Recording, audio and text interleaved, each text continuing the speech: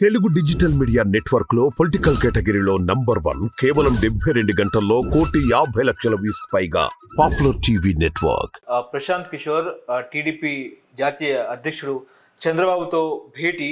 అసలు ఏపీలో ఏం జరుగుతుంది?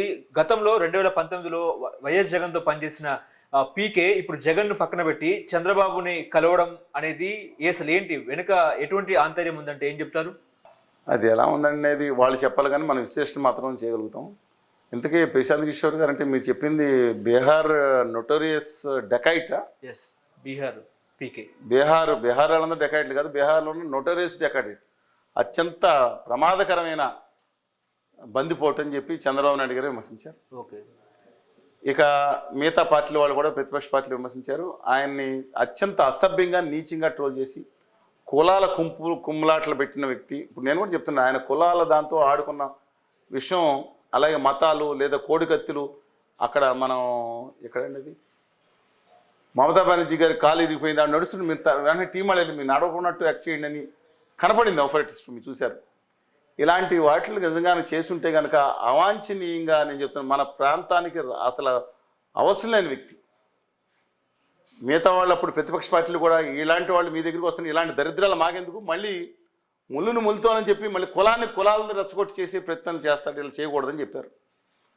మరి ఆయన ఎందుకు వచ్చారో తెలియదండి. బట్ నైతికంగా అది జగన్మోహన్ రెడ్డి గారి దెబ్బని కొంతమంది అభిప్రాయపడుతున్నారు. ఎలాగంటే ప్రశాంత్ కిషోర్ గారు మాట్లాడిన తర్వాత, వాళ్ళ రిషి గారు వచ్చిన తర్వాత, యాక్చువల్లీ ఐపాక్ టీంకి ప్రశాంత్ కిషోర్ గారికి సంబంధం లేదు.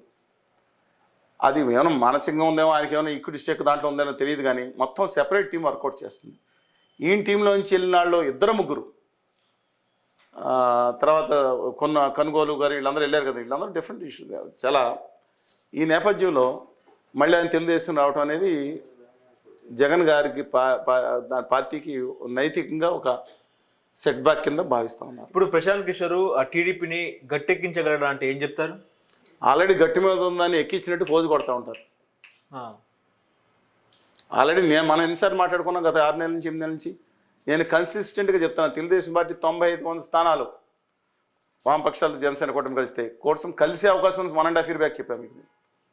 ఆ తర్వాత 100 సీట్లు, 105 సీట్లు, 115 సీట్లు వాళ్ళ వామపక్షాలు జనసేన తెలుగుదేశం పార్టీ కూటమి మినిమం 110 నుంచి 115. నేను +-10 చెప్పట్లా, మైనస్ చెప్పట్లా, 110 నుంచి 115 స్థానాలు పైనే సాధించే అవకాశం ఉందని వాళ్ళు చెప్పినప్పుడు, ఆల్రెడీ గట్టి మీద అన్నప్పుడు ఇంకా చంద్రబాబు నాయుడు సేఫ్ గేమ్ ఆడటానికి పిలిపించుంటారేమో తెలియదు, కానీ ఆల్రెడీ నెగ్గే పార్టీ అంటే జగన్మోహన్ రెడ్డి గారు ఏం యాక్షన్ చేస్తారో తెలియదు, రేపొద్దున ఏం కార్యాచరణ ప్రకటిస్తారో తెలియదు. దాన్ని కౌంటర్ చేయడానికి ఒక ఉపయోగపడుతుందని నేను తెలుసుకోవచ్చు. కానీ నీచ నికృష్ట కుట్రలు కులాలతో రాష్ట్రాలని అస్తవ్యస్తం చేసే ఒక ప్రయోగశాల మాత్రం రాష్ట్రాన్ని చేయొద్దని కోరుతున్నాం.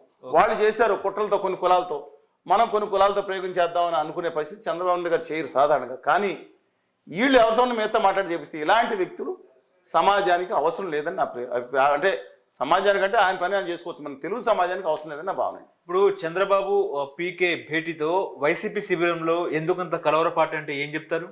వైసీపీ శిబిరంలో ఇంతకుముందు ఇప్పుడున్న తాజా సమాచారం లేకపోయినా డెఫినెట్గా ఏ క్యాండిడేట్స్ ఏంటి, బలహీనతలు ఏంటి, బలం ఏంటి, ఇవన్నీ కూడా ఉంటాయండి.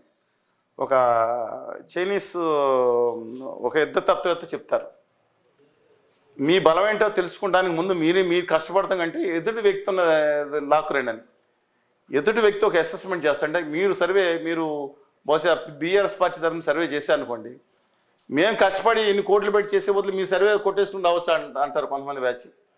మీలో ఉన్న శత్రు పార్టీలో ఉన్న బలం ఈ పార్టీకి బలహీనత, ఆ పార్టీలోకి ఉన్న బలహీనత ఈ పార్టీకి బలం అసెస్మెంట్ చేసుకుంటాను. అందువలన మొత్తం వైఎస్ఆర్ కాంగ్రెస్ పార్టీకి సమాచారం కొంత అవుట్డేట్ అయ్యి ఉండొచ్చండి, ఐఎమ్ నాట్ డినైయింగ్ దట్.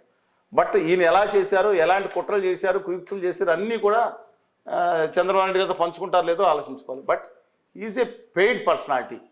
మీరు అద్దె మైకులు ఉంటాయి కొన్ని.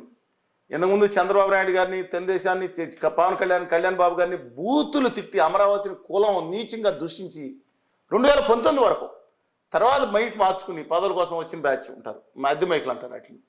అలాగే వీళ్ళు దేర్ ఫర్ హైర్ అండి. ఇవాళ చంద్రబాబు నాయుడు గారు పనిచేసి రేపొద్దు నాకు గిట్టలేదు అని ఆయన దగ్గర రమ్మంటే వచ్చి జగన్ గారి దగ్గర పనిచేస్తారు. Okay, they're for hire.